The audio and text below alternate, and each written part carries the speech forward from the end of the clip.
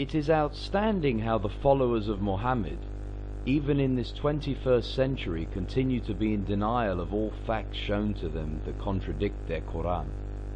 Even more disturbing are the instances where the Quran asserts certain issues, events, or concepts, and yet the Mohammedans contort, twist, and deform these items and try to deceive the public, both the unbelievers as well as the believers. Will you show us some of these important instances?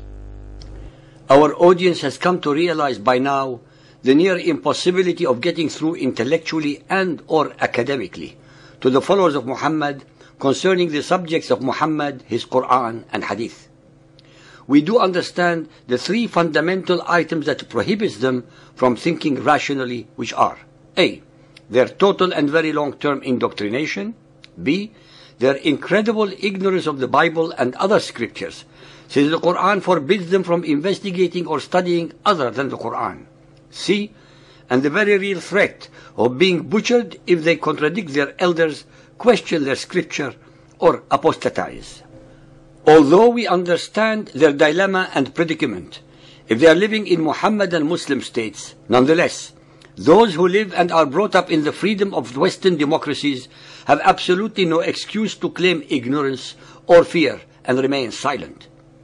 Let us look now at the two of the most prominent issues that are reflected into the political and religious arena of today, which are the issues of the Jews and their promised land. Whenever useful, I shall recite in Arabic the translated verses for those of the followers of Muhammad who will still claim to have doubts about the veracity of what we prove in our series. Al-Isra 17:104. And we said thereafter to the children of Israel, dwell securely in the land of promise. وَقُلْنَا مِنْ بَعْدِهِ لِبَنِي إِسْرَائِيلِ أُسْكُنُوا الْأَرْضَ. Al-A'raf 7.137. And we made the people considered weak and of no account, inheritors of land in both east and west lands, whereon we sent down our blessings. The fair promise of the Lord was fulfilled for the children of Israel because they had patience and constancy. We took the children of Israel with safety across the sea. The expression inheritors of east and west lands reflects the divine distribution of the land among the tribes of Israel on both sides of the river Jordan. Yunus 10.93. We settled the children of Israel in a beautiful dwelling place and provided for them sustenance of the best. Al-Ma'idah 5.20. Remember, Moses said to his people, O my people, call in remembrance the favor of Allah unto you when he produced prophets among you and made you kings, and gave you what he had not given to any other among the peoples. O my people, enter the holy land which Allah hath assigned unto you. يا قوم ادخلوا الأرض المقدسة التي كتب الله لكم.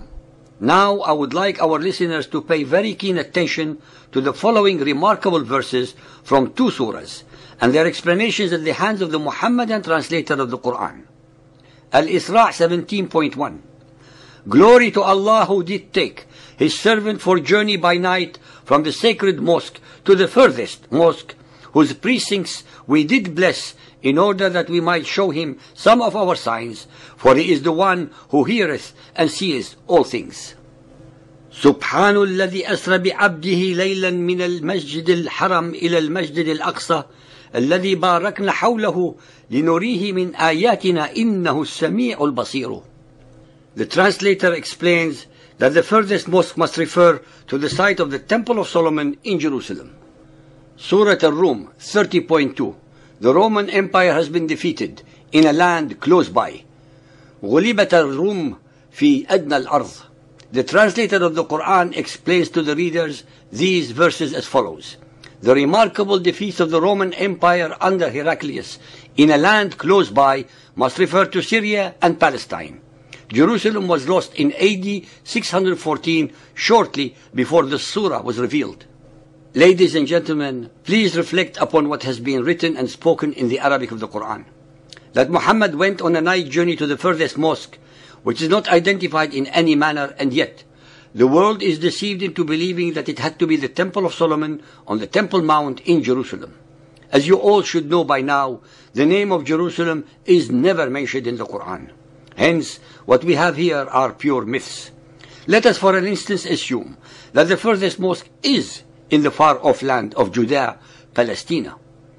But, lo and behold, the translator of the next verse tells us that the land nearby mentioned in the Quran must be Syria, Palestine. Which case is the true one?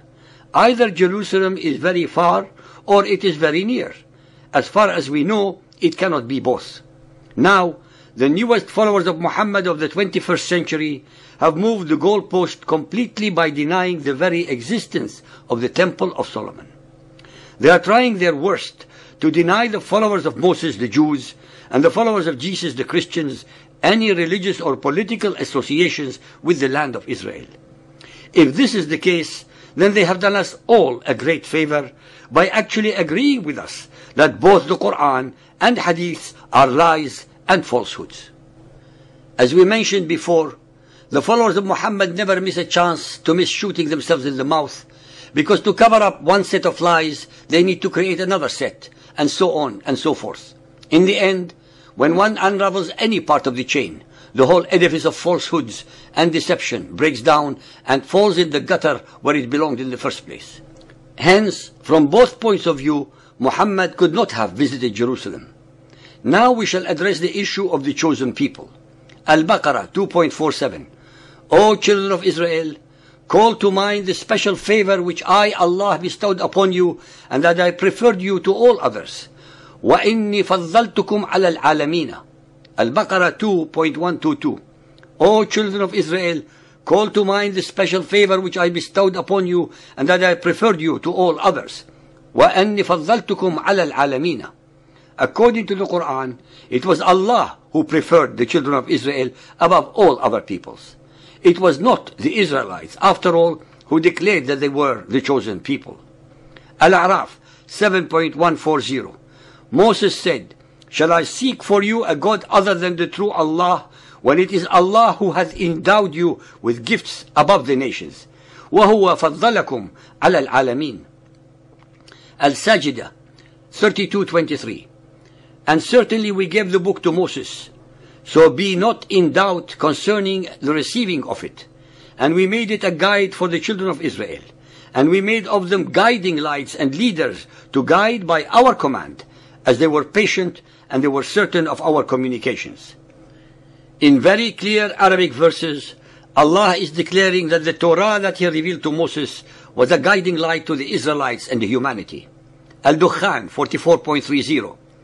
We did deliver aforetime the children of Israel from humiliating punishment. And we have chosen them, the children of Israel, above the Alameen, mankind and jinn. Al-Jathiyah 45.16. We did aforetime grant to the children of Israel the book, the power of command and prophethood. We gave them for sustenance things good and pure, and we favored them above the nations. وَفَضَّلْنَهُمْ عَلَى الْعَالَمِينَ. Repeatedly, in numerous verses as shown, the Quran asserts that it was Allah who did the choosing.